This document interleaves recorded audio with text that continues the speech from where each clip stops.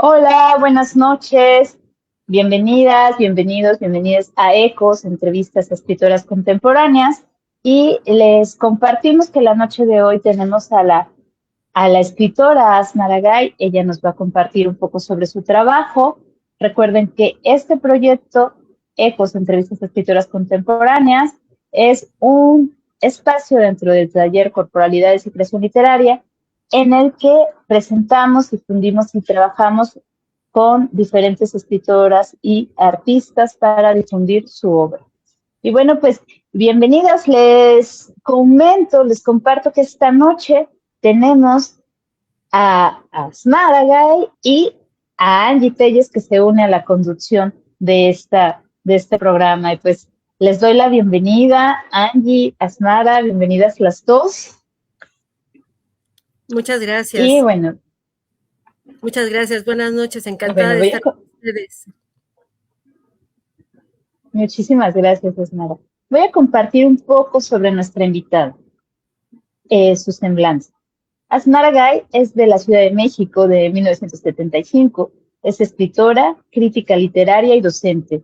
Es profesora de tiempo completo en la licenciatura en Humanidades y Narrativas Multimedia de la Universidad Nacional Rosario Castellanos. Forma parte de la cátedra extraordinaria Rosario Castellanos, que dirige el maestro Daniel Ortiz en la misma universidad. Es autora de Negro, es editado por Textofilia 2025, el ensayo Fundamentos y Ejercicios, Fundap 2018, y Elena se mira en el espejo, editado por Desatiempos 2011. Es autora de varias obras y entre ellas se encuentra Con la música por dentro de la UAP 2023, Palabra de colibrí, de Sitges, La Mascarada 2021. Es también traductora, tradujo Tom Sawyer en el 2017 y parte de la novela Yo el gato. Tenemos, bueno, de Sosek. Y bueno, ha prologado varias obras clásicas para editores mexicanos unidos, como El extranjero de Camus en el 2016 y Las olas de 2017 de Virginia Woolf.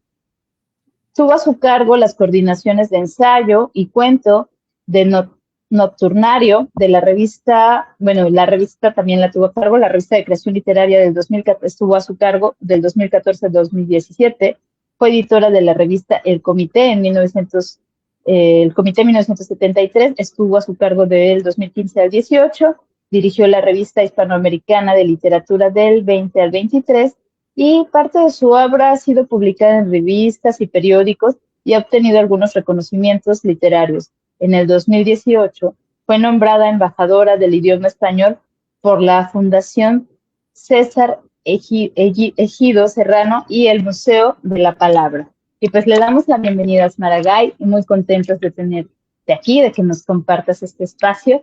Y bueno, pues por acá vamos a pasar a la poesía. Muchas gracias. Muy contenta de estar aquí. Angie, Rocío, gracias. Gracias por tu presencia, Asmara, y pues nos vamos a sumergir en estas letras. Y ahora les quiero traer este poema de Asmara. ¿Quién ha sido? No soy quien ha sido. Anhelante construcción de un extranjero. Retrato vaporoso, gris, idea exacta de mi ser y porvenir. No es cadáver de cristal, el turbio eco del espejo. No es mi imagen, soy quien ha sido.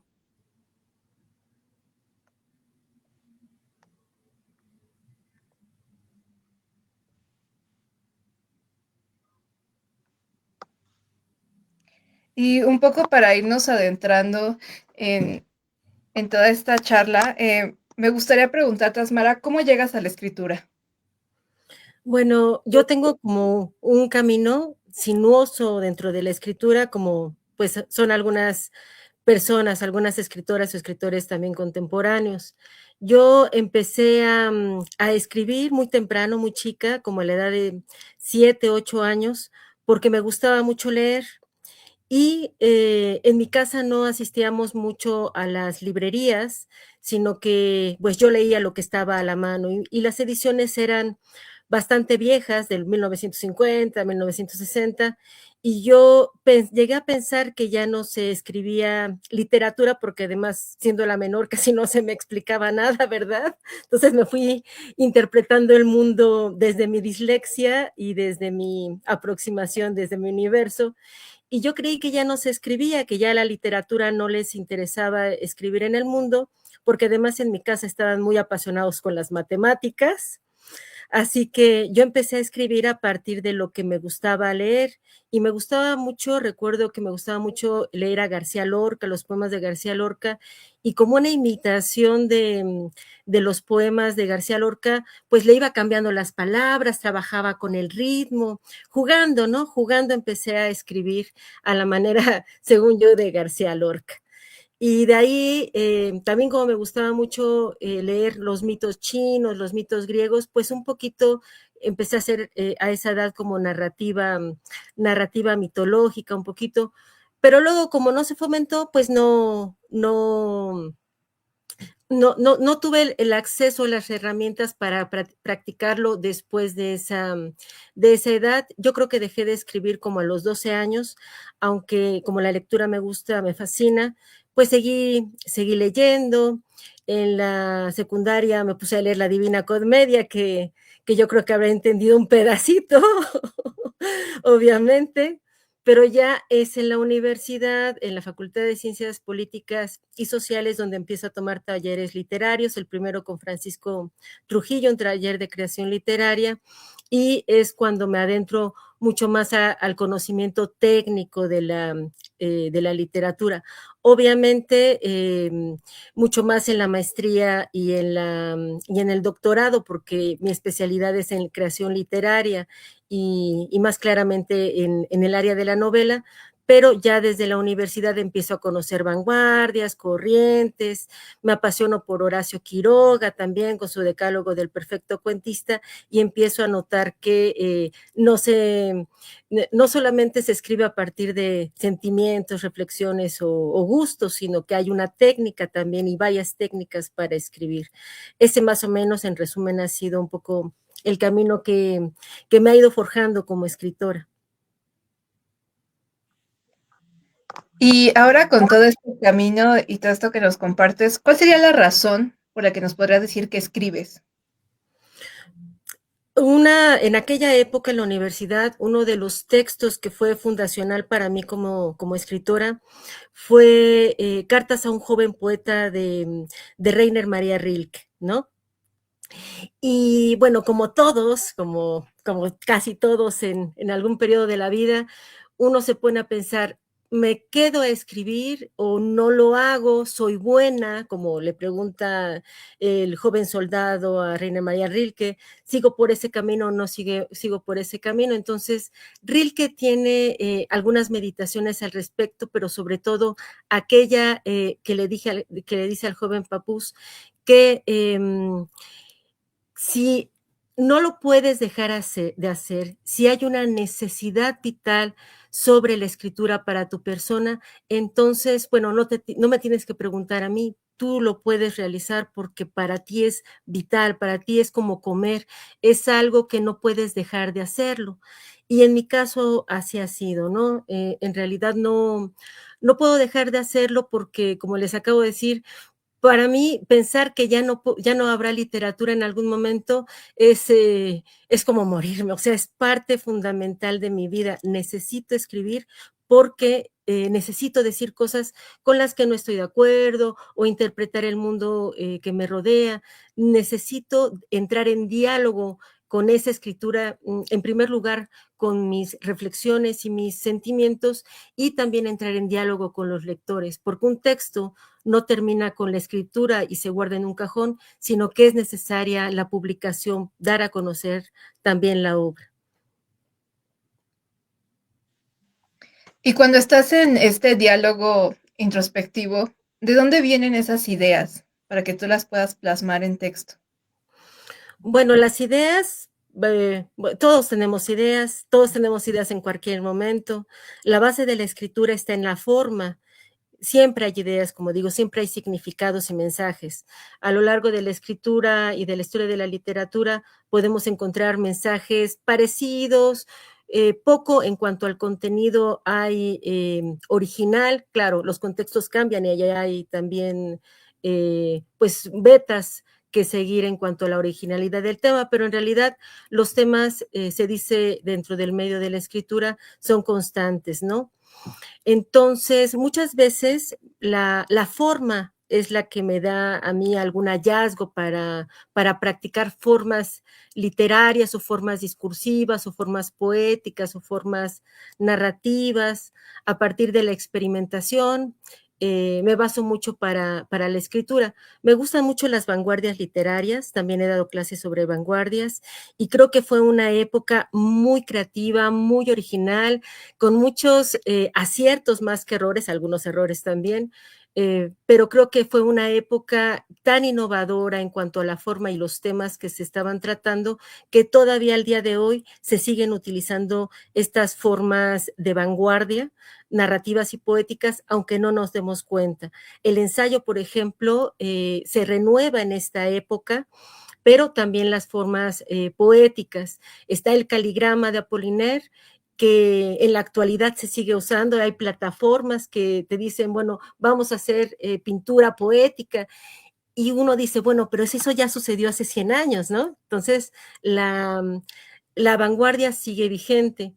Pero por el otro lado también en cuanto, perdón, en cuanto al contenido, también me gusta la literatura existencialista y yo considero que mucha de mi literatura tiende a lo existencial, a la búsqueda del ser, a la pregunta de por qué estamos aquí, para qué estamos aquí, al tratar de cuestionar la condición humana como un retrato también de lo oscuro, ¿no? Hacia allá va también mi literatura.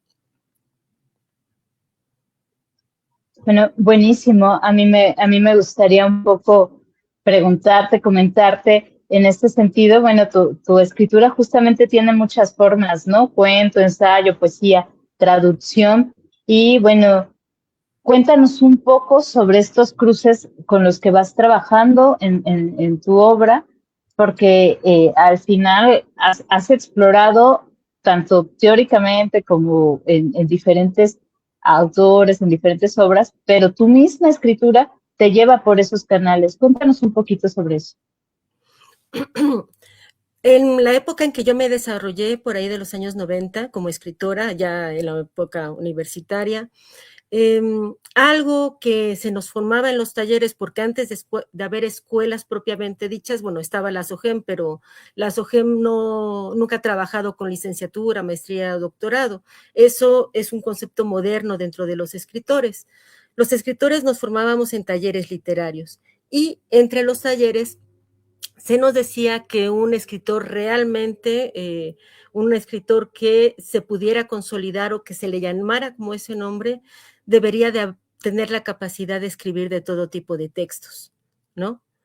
Obras de teatro, cuento, novelas.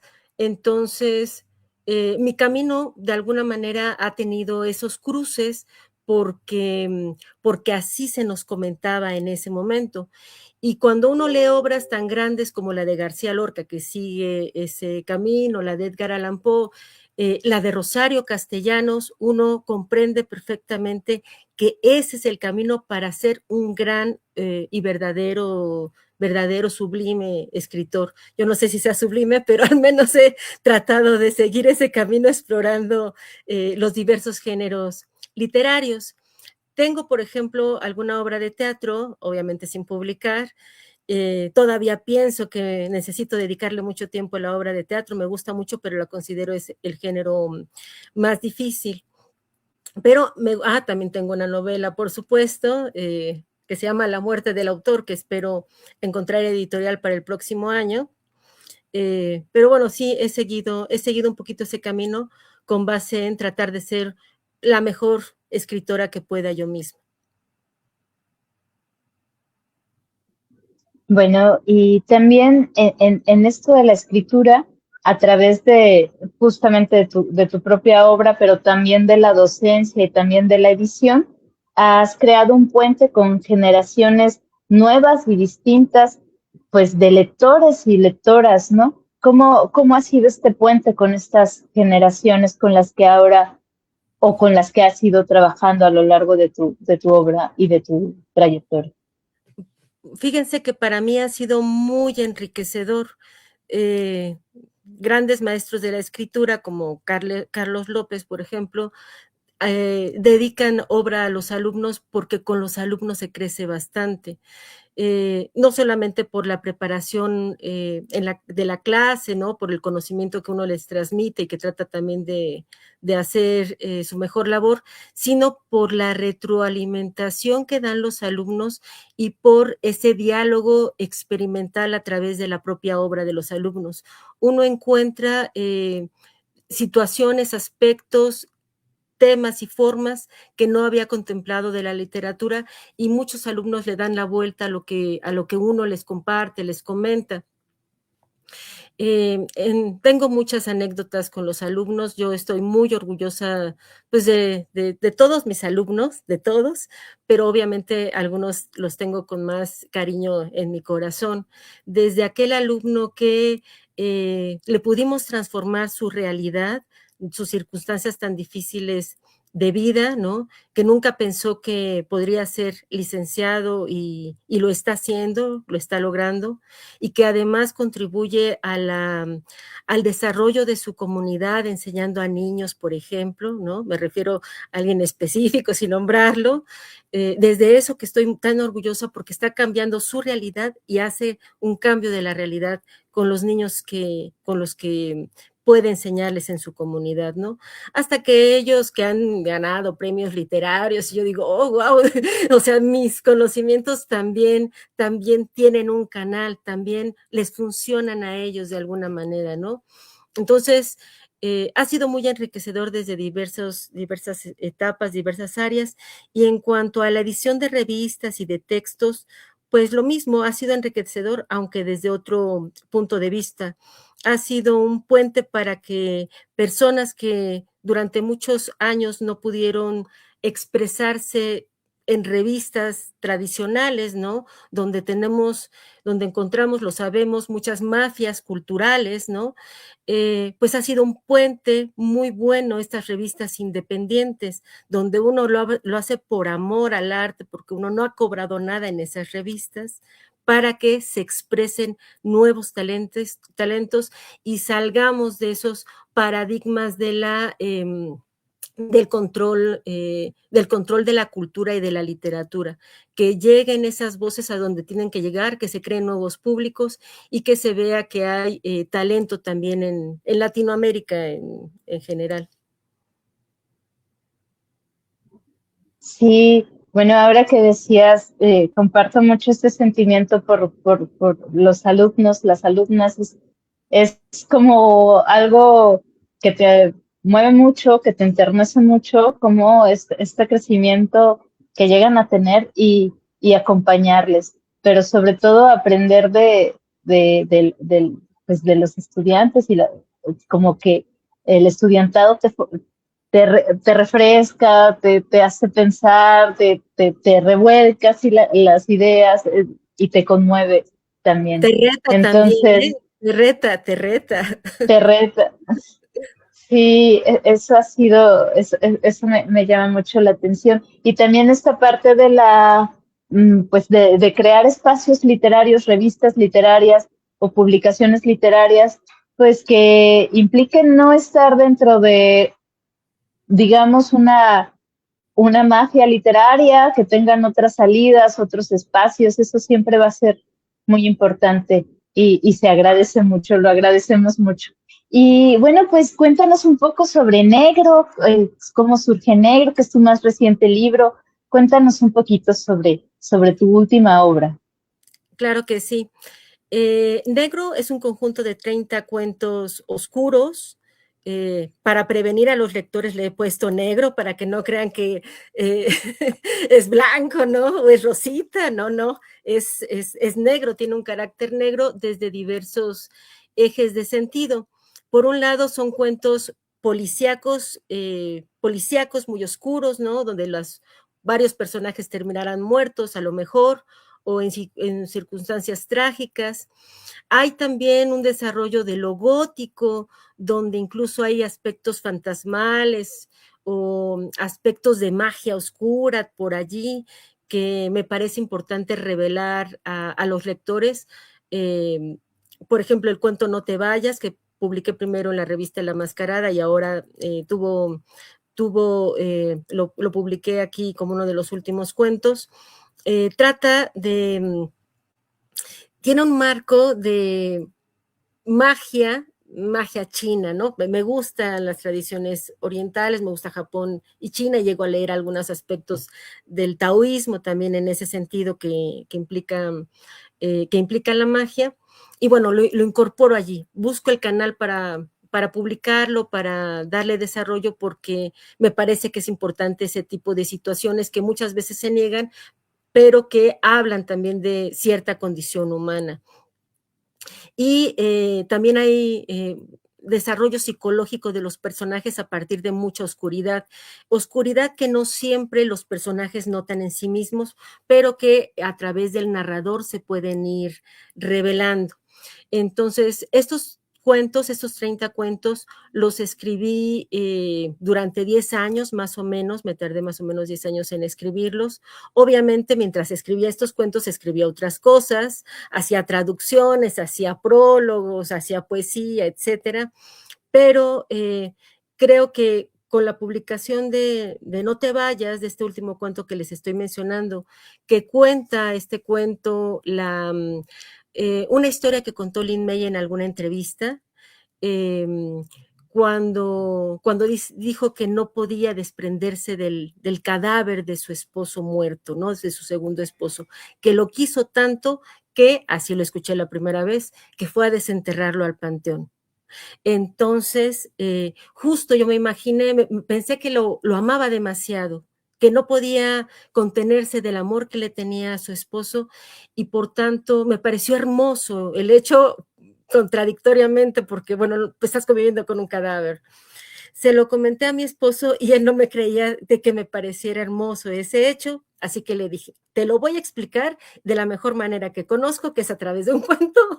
Y entonces surgió este cuento que, como Lin May tiene orígenes chinos, bueno, aproveché parte del conocimiento que tengo sobre la cultura china, la literatura china, y metí algunos aspectos ahí oscuros para desarrollar ese cuento.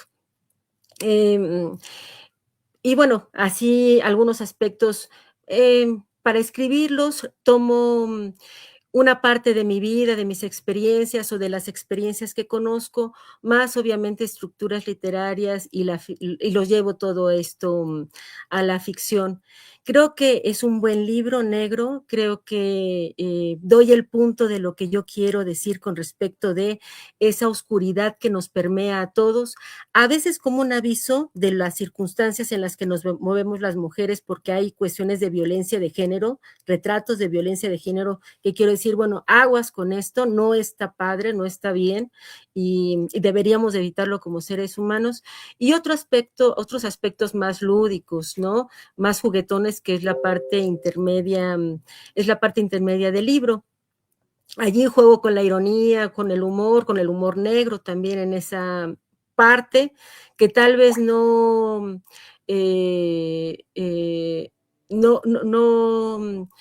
está tan claramente de humor negro para algunas personas, pero bueno, en mi caso sí es así. Por ejemplo, este cuento policíaco que se llama Epilepsia What, como mi papá tenía epilepsia del lóbulo temporal derecho, mi hermana también, pues para mí fue una manera de canalizar, de hacer catarsis con ese cuento de una enfermedad pues degenerativa y familiar, ¿no?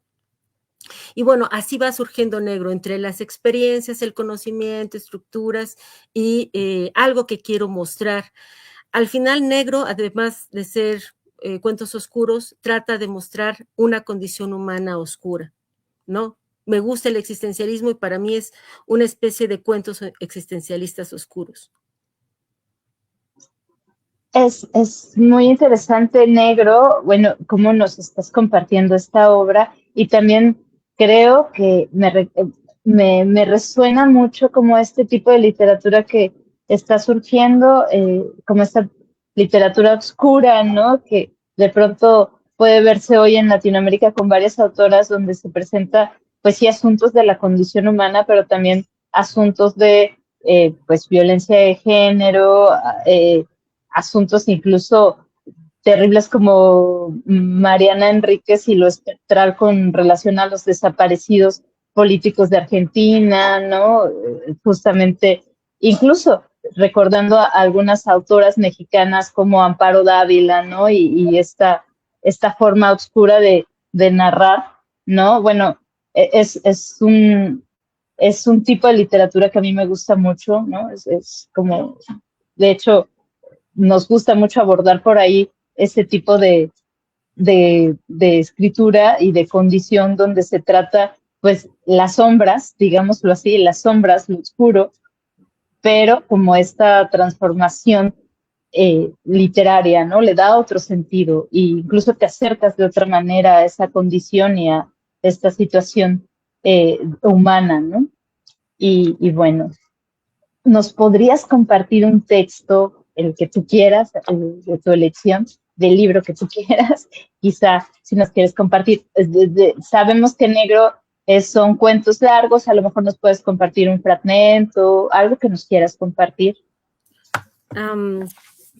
Tengo un cuento pequeño, creo que hay dos cuentos algo breves, que quizás pudiera compartir de alguno de ellos. Déjenme revisar.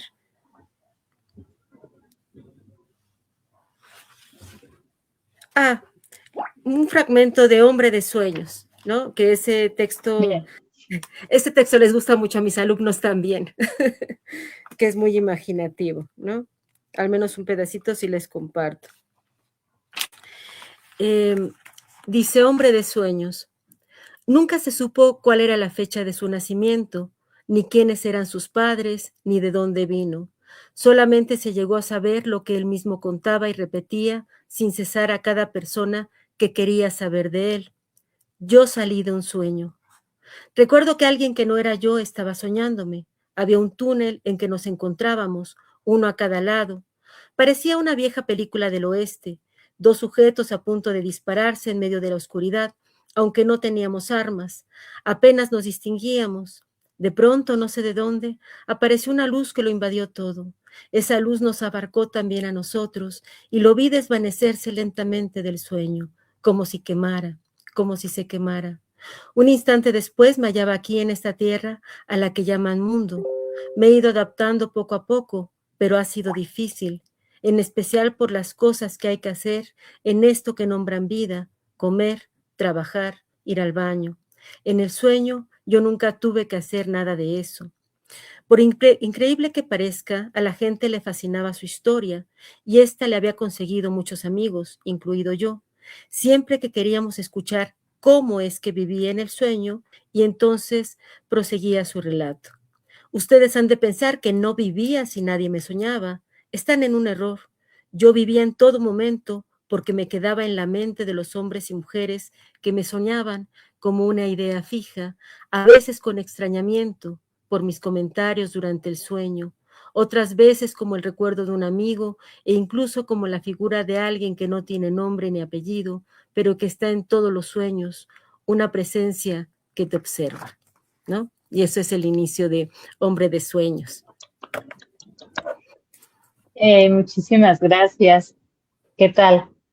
Así vamos adentrándonos a negro. Muchas gracias. Gracias.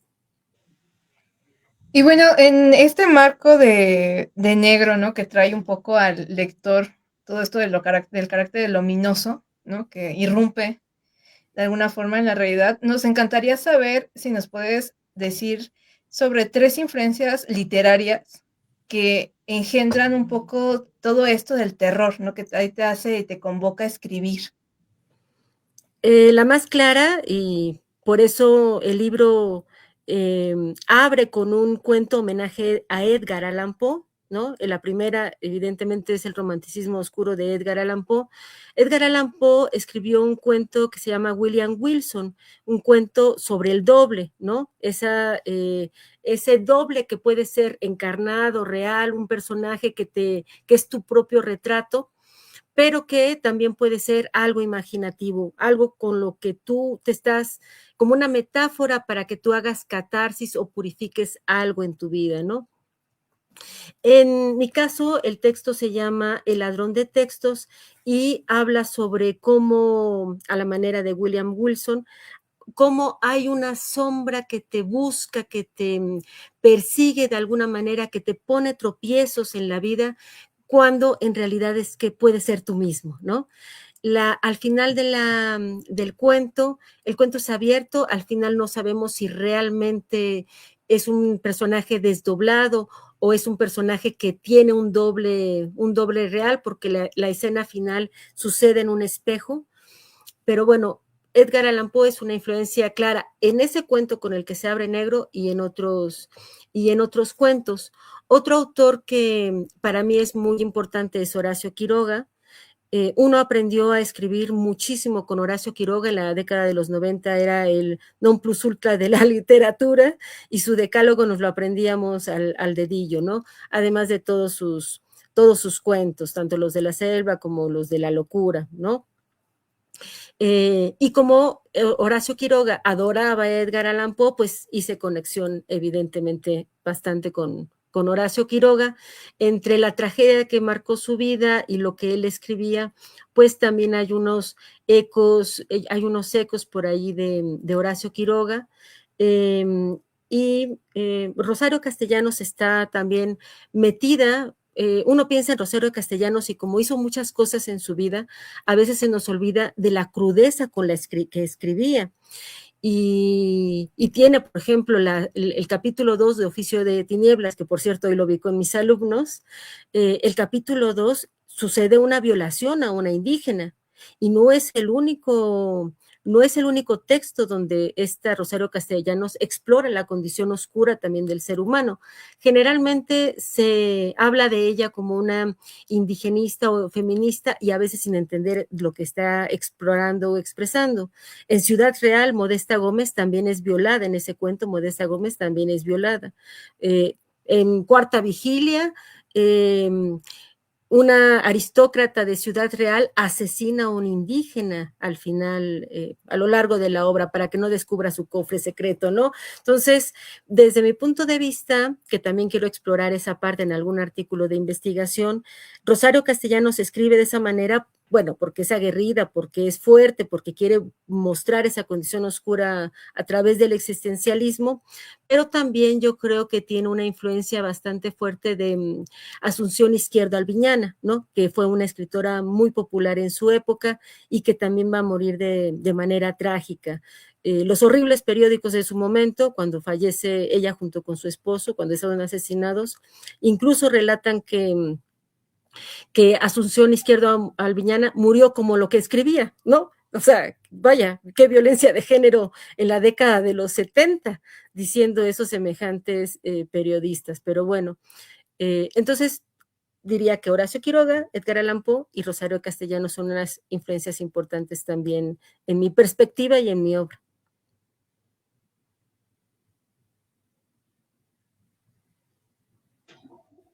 Wow, pues justamente esta idea de los dobles que comentabas, o sea, hay varias narrativas donde se maneja el tema del doble. Recuerdo mucho un libro que tiene una colección de cuentos que es sobre la idea del doble. Lo leí hace tiempo y pensaba en el cuento que nos compartes y cómo se puede ir acompañando, ¿no? de tus influencias. Y también en el caso de Rosario, es una doble lectura lo que nos comparte, una lectura distinta a la que usualmente se hace sobre la obra y la vida de Rosario. Entonces, sí, es muy crudo, ¿no? Porque ahora con el realismo oscuro, pensamos un poco, se me ocurre un poco la literatura de Fernanda Ampuero, que es muy cruda, pero ciertamente nosotros tenemos también autoras que antecedían y autores que antecedían y que tienen esta cuestión de la crudeza, pues de la forma ruda de narrar, ¿no? Entonces, más allá de como de la manera en la que estamos acostumbradas a acercarnos, en este caso a Rosario. Ciertamente, ahorita lo ibas narrando y sí fui recordando como las violaciones y la forma en la que te lleva a eso. Es muy fuerte y es una gran lectura la que le estás dando también a Rosario. Pues muchas gracias, Asmara. Y vamos a pasar a este momento que nos encanta de Ecos, que es la libromancia. Pues nos vamos a ir a la libromancia y para eso invitamos a las personas que nos están acompañando, porque esto, aunque si lo ves en diferido, pues no te toca este momento, pero puedes sentir también a la libromancia si te toca en diferido. Y entonces los invitamos a que piensen en una pregunta existencial. Asmara nos va a compartir un número de páginas y ya están llegando hasta números. Todavía no nos ha compartido, pero ya tenemos un 45 por acá. Y bueno, pues por acá elijan, más bien Asmara nos comparte los números de páginas y ahorita ustedes nos regalan. Bueno, ya tenemos numeritos por acá. ¿Nos regalas los números de página, Asmara, por favor? De la página 82 a 98. De la 82 a 98.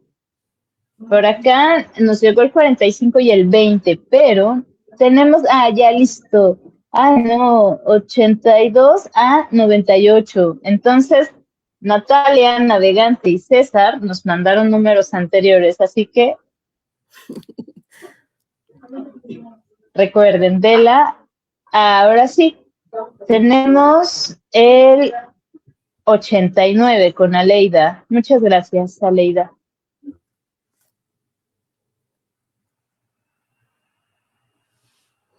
Y de la página 89 les voy a leer un poema que publiqué con unos amigos en mi primera antología que hice con unos amigos, Pache Cambiaso, Osvaldo Martín del Campo, Carla Po, Oscar Hernández, allá por el año del 2012.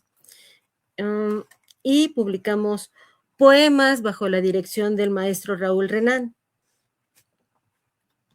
Incluso esta antología la prologa el maestro Raúl Renán. 89.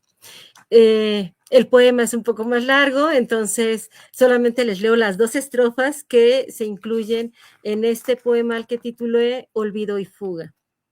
Dice: ella y yo en ella, miedos de dos, caminos sin espejo. Dejemos el pensamiento y la memoria, el instante y los pasos pequeños. Ya no seré lo que fuimos, mi pie es un ancla sin peso.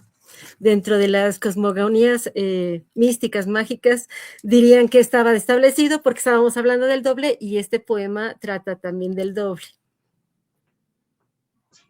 Wow, pues Aleida, esa es tu respuesta mágica y bueno, pues, ¿qué tal? Me gusta mucho esta idea del pie y el ancla, es una imagen poderosa. Y nos llegaron más libromancias, nos piden varias, pero bueno, por acá está César con la 95.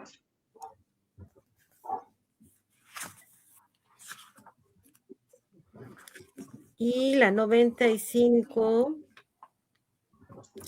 La 95 es un poema que se llama Carta a un ser dibujado, que en el taller del maestro Raúl Renán escribíamos también con algo que se llama Veta de la pared de enfrente, que es una técnica dadaísta donde uno encuentra el poema dentro de otro texto. Entonces utilizábamos pues un libro de textos, un artículo periodístico y a través de ese campo semántico hacíamos un poema.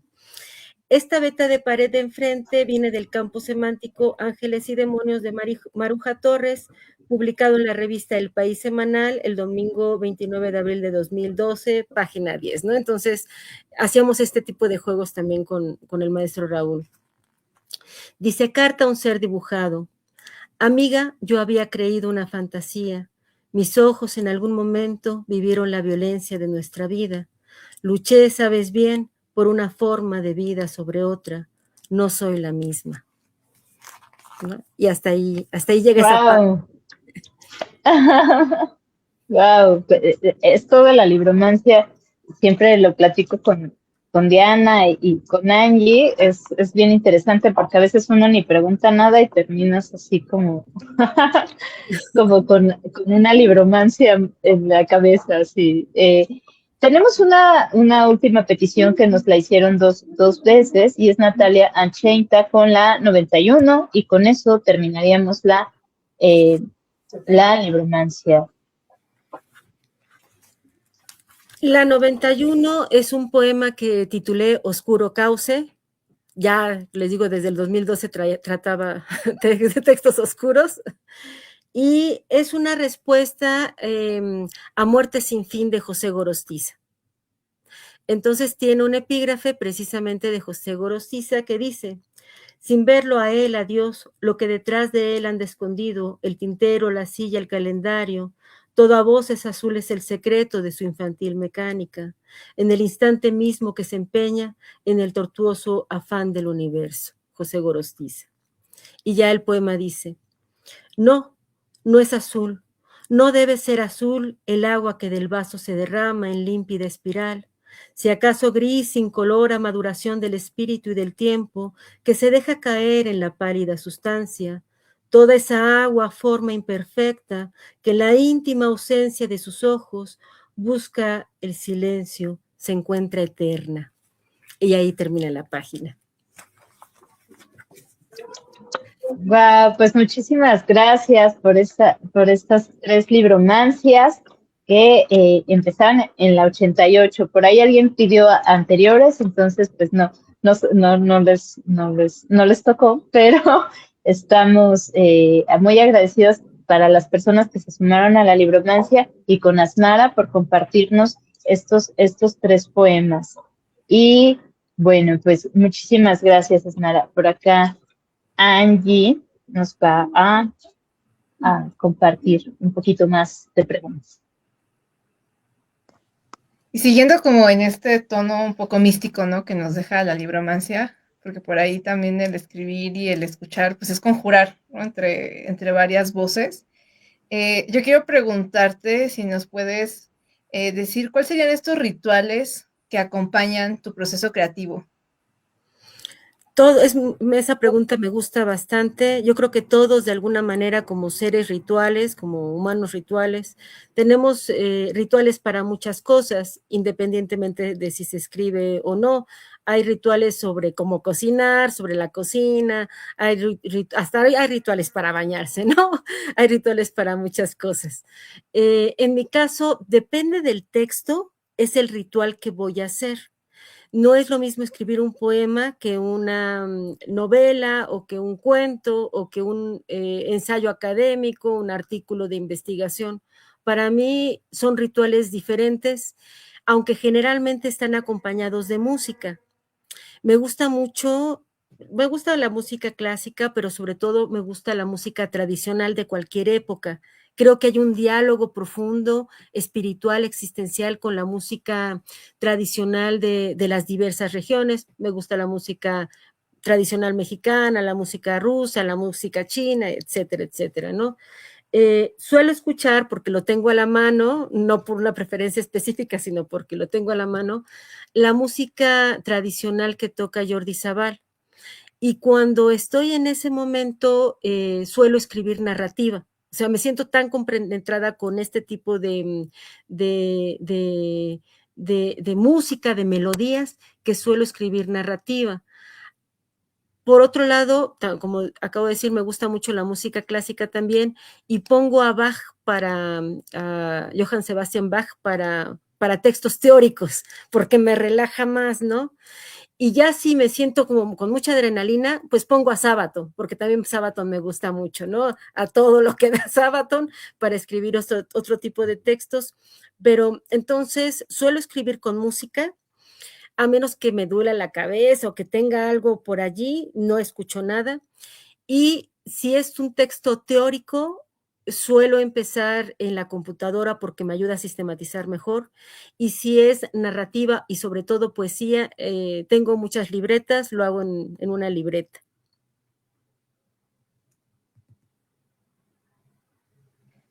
Bueno, creo que igual un poco los rituales son algo que hemos ido rescatando, ¿no? De poner también el cuerpo y no solo como el puro intelecto.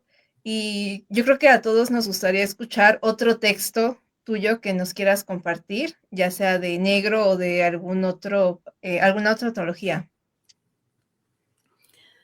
Con gusto. Les voy a compartir un texto breve que publiqué en esta antología que hicieron Fernando Sánchez Clelo y Gloria Ramírez para la UAP, que se llama Resonancias, donde nosotros expresamos en estos breves minificciones, donde expresamos nuestra relación con las mujeres, ¿no? Entonces, déjenme buscarlo. Se llama Sueño al desnudo, si no recuerdo mal el título que le puse. Sí, Sueño al desnudo, está en la página 33. Entonces, todos los textos tratan de cómo se establece el diálogo con las mujeres o cómo piensas el ser mujer, ¿no? En sus diferentes manifestaciones profesionales, mamá, hermanas, etcétera. Lo leo y ustedes saquen sus conclusiones. Sueño al desnudo. Rara vez sueño, pero cuando lo hago, la misma terrible imagen se me presenta. No puedo mantener la calma ni despertar, a pesar de que lo intento. Estoy desnuda en medio de una plaza comercial. Todos me miran y comienzan a reírse. Yo me hago la desentendida, miro escaparates con la ropa que podía quedarme y sigo caminando en busca de una salida que nunca hallo. Le conté este sueño a un amigo y él me recomendó a su psicóloga, quien me aseguró que me curaría. Así que luego de varias sesiones, la psicóloga me dijo que estaba sublimando alguna acción de mi pasado sexual, seguramente de mi infancia, era freudiana, y que la única salida que le veía a mi problema era que hiciera aquello que temía. Es así como llegué a esta plaza comercial y por eso es por lo que estoy desnuda mientras todos se ríen, como seguramente estará riéndose la psicóloga que me envió y a la que a lo mejor le resolví algún problema sexual de su infancia freudiana. ¡Ay, wow! Me encanta. Sí, sí, gran minificción. Gracias. Y justo entrando en este tema de resonancias, y bueno, nos gustaría que nos contaras qué significa para ti ser escritora hoy en día. ¿Qué significa para ti? Ser escritora es una apuesta de identidad para cualquier mujer en la época contemporánea, desde mi punto de vista. Después de que a la mujer se le negó por tanto tiempo la escritura y la reflexión y la educación, ¿no? Estamos hablando, por ejemplo, de que Sor Juana es un caso privilegiado de estudio, de escritura, pero fue un caso privilegiado por todas las circunstancias en las que se dio el desarrollo de Sor Juana. Realmente la mujer en México empieza a educarse por ahí del siglo XIX, un poco con el Colegio de las Vizcaínas, pero sobre todo en el siglo XIX, cuando ya la secundaria se vuelve obligatoria, y hacia finales del siglo XIX, cuando la mujer puede empezar a ir a la universidad. Y se forma criterio y empieza a publicar revistas y periódicos de manera independiente también. Luego, para 1950, después de esta época de apertura hacia la escritura femenina y hacia el pensamiento de la mujer, va a volverse a cerrar el mundo en México, ¿no? El sistema patriarcal va a querer que la mujer no estudie, que la mujer atienda al marido, atienda a los padres, atienda a los hijos y no se dedica a cosas de hombres y que no signifique una competencia. autoras, no solamente como Rosario, pero Rosario es la más importante por todo lo que desarrolló, pero autoras como Amparo Dávila, Guadalupe Dueñas, la misma Dolores Castro, amiga de Rosario Castellanos, van a impulsar este surgimiento como escritoras. Pero a pesar de este surgimiento y de este valor para reflejar inteligencia en sus letras, formas estilísticas, estéticas, la verdad, en ese periodo tan cerrado en nuestro país, no se leía a las mujeres. Y al no ser leídas las mujeres, pues también había muchos prejuicios con respecto de lo que escribían las mujeres. Se desdeñaba sin conocer, se desdeñaba desde el sistema patriarcal y desde la ignorancia. Muy pocas eran leídas, y entre ellas Rosario Castellanos, porque no solamente era escritora, sino tenía un análisis profundo de la realidad que va a manifestar en toda su obra, y más claramente en sus ensayos como Juicios Sumarios. Cuando se muere esta Rosario Castellanos en 1974, se olvida un poco esta necesidad de plasmar las letras femeninas, y va a ser hasta la década de los 80 con estudios en principio sobre la obra de Rosario que se rescate la posibilidad de que las mujeres seamos unas escritoras consolidadas. Entonces, hemos tardado mucho tiempo en darnos a conocer y en mostrar que las mujeres somos inteligentes, tenemos capacidad analítica, somos profesionales de la escritura, y no solamente escribimos de nuestros sentimientos, y no solamente escribimos de manera espontánea, sino que, como Rosario, lo hacemos con técnica y estilo, un estilo preciso y técnicas precisas, que es una afirmación de identidad. Ser escritora, tomar la palabra, es una afirmación de identidad frente a un sistema patriarcal que nos ha negado ese derecho durante mucho tiempo. También por eso, precisamente, es que en esto que ocurrió lamentablemente con nuestro director del fondo, ¿verdad?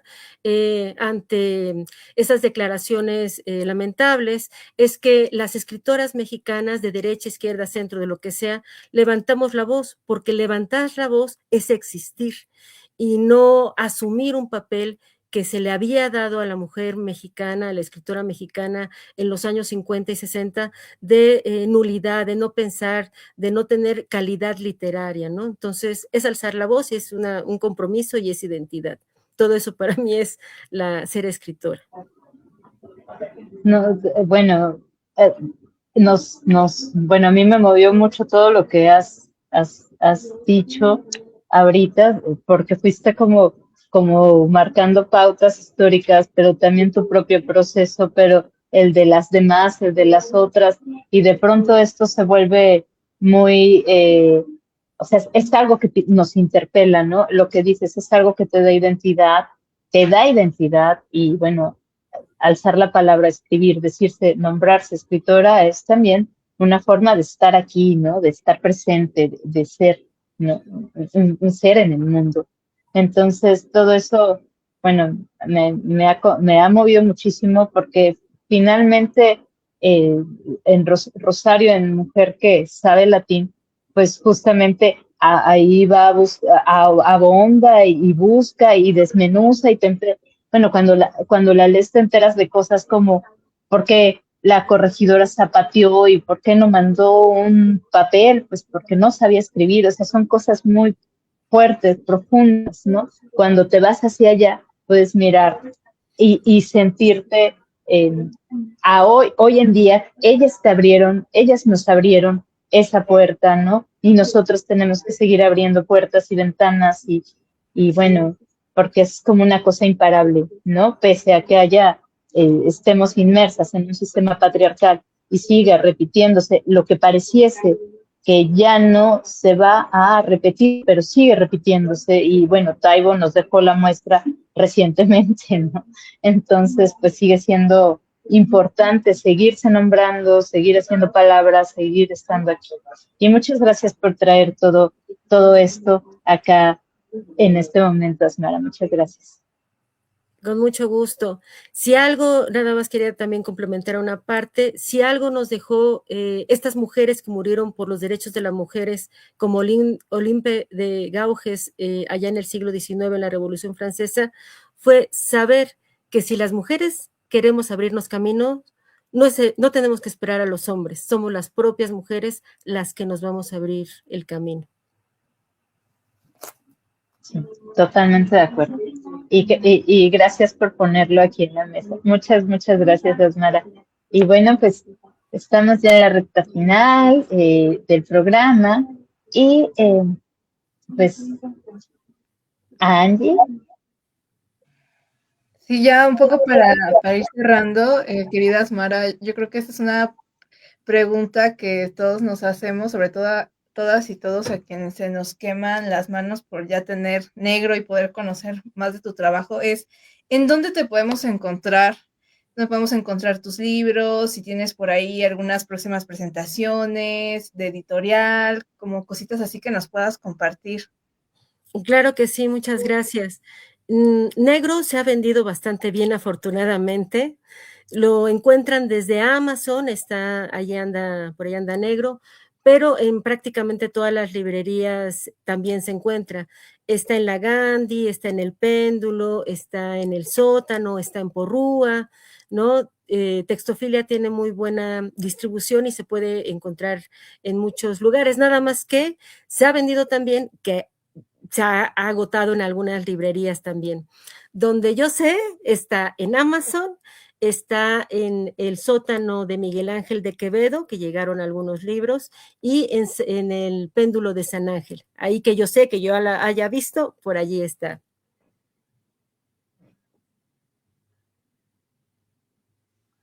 Perfecto, pues yo creo Corran, que ya. corran, corran por Negro. Adelante, Angie, adelante. No, nos estuvimos en sintonía porque lo mismo iba a decir, corran por negro, entonces nos sintonizamos. Y por cierto, se me Ah, olvidó súper. decir Sí, que el próximo año, a principios de año, están planteadas 2 presentaciones, una en el Palacio de Minería, que ya les diremos la fecha, y otro probablemente para el 20 de enero en el sótano de Miguel Ángel de Quevedo, a las 7 de la noche, con casi seguridad será llevada a cabo esta presentación. Ah, súper, pues cuando tengas el cartelito o algo nos lo compartes y nosotros lo difundimos a través de la página porque es muy importante pues no dejar de darle difusión. Y bueno, pues ya estamos en el cierre del programa y muchísimas gracias. Vamos, antes de despedirnos, pues vamos a ver algunos de los mensajitos que te fueron dejando por acá. Y bueno, Ivo, saludos a Ivo que manda aplausos. Saludos, muchas gracias. César también manda aplausos y estrellitas. Y bueno, Angie te mandan así, genial verte en la Navegante. Radio manda genial por verte aquí, que también por ahí eres colaboradora.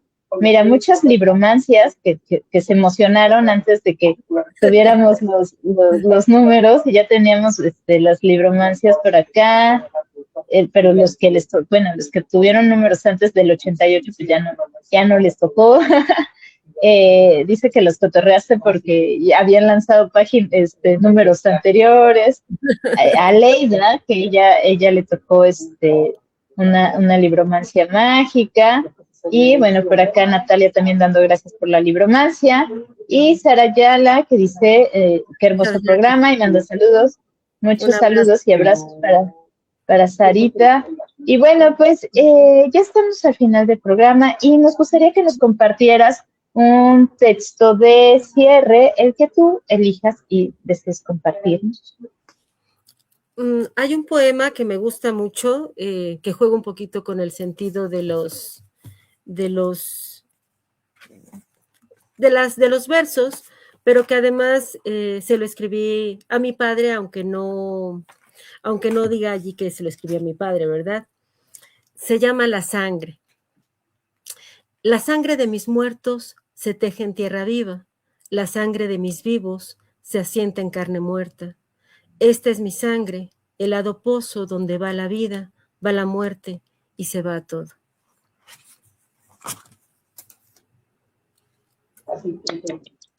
Muchísimas gracias, Asmara, por compartirnos esta noche. Muchísimas gracias por tu poesía, por tu trabajo y por este último poema que ojalá nos lo puedas compartir por ahí para hacerlo en cartelito. Es algo que nos gustaría mucho. Y bueno, pues seguimos haciendo redes, cualquier presentación y cualquier difusión que quieras que hagamos a través de la página, con mucho gusto lo hacemos. Y bueno, les recordamos también que pueden visitar las redes de Asmara Gay. Ella tiene Facebook y así tal cual, Asmara Gay, la van a encontrar. Y bueno, recuerden que en el sótano pueden encontrar su libro. Y pues nos vamos despidiendo, no sin antes agradecerles a quienes nos vieron en este momento y a quienes nos ven en diferido, porque también pasa eso. Hoy es nuestro programa de cierre, les agradecemos mucho esta temporada. Muchísimas gracias por acompañarnos, a quienes estuvieron por acá como invitadas, a quienes nos estuvieron escuchando. Muchísimas gracias por este cierre tan amable, tan conmovedor y tan poderoso, así de llamita, de emoji de llamita. Muchísimas gracias, Asmara, por compartirnos hoy. Y muchas gracias, Angie, por unirte a la conducción de Ecos. Ella ha estado presente en Corporalidades, ahora estará en la conducción para la 4ª temporada. Estaremos en la conducción Angie, Angélica González Telles, por eso a veces la encuentran como González y a veces la encuentran como Telles, pero es la mismita, y Diana Mondragón, y bueno, por supuesto que por acá andará su servidora, Rocío Castro. Recuerden que Ecos, Entrevistas a Escritoras Contemporáneas, es un espacio dentro del taller Corporalidades y Creación Literaria, donde vas a conocer el trabajo de diferentes autoras y creadoras latinoamericanas. Pues muchísimas gracias. Y bueno, Asmara, Angie, muchas gracias por estar acá. Muchas gracias por la invitación, muchas gracias a todos los que nos vieron. Un placer conocerlas más en persona y en este diálogo tan enriquecedor. Muchas gracias y un abrazo. Muchísimas gracias. Un abrazo para ti también, Asmara. Querida Angie, bienvenida a ECO. No, pues gracias totales, ¿no? Muy agradecida sobre todo porque es algo tan importante, porque a mi generación, ¿no? Que venimos más de acá, más cercanos, pues la literatura de mujeres pues nos ha abierto un montón de puertas que no nos hubiéramos nunca imaginado, y sobre todo esta incursión de lo horroroso, ¿no? De lo perturbador que nos mueve tantísimo. Y bueno, eres una genia, Asmara, estoy sumamente encantada, ¿no? Me voy muy encantada a pensar un montón de cosas, y muy agradecida con todos quienes vieron e hicieron posible este espacio también de diálogo. Muchas gracias, Angie. Pues muchísimas gracias, querida Asmara, seguimos haciendo redes. Claro, querida sí. Angie, seguimos por acá. Y bueno, pues muchísimas gracias a quienes nos acompañaron. Nos vemos a finales de enero para nuestra 4ª temporada de Ecos. Les mandamos un beso grande, que tengan buen fin de año. Y por acá seguimos. Chao, chao.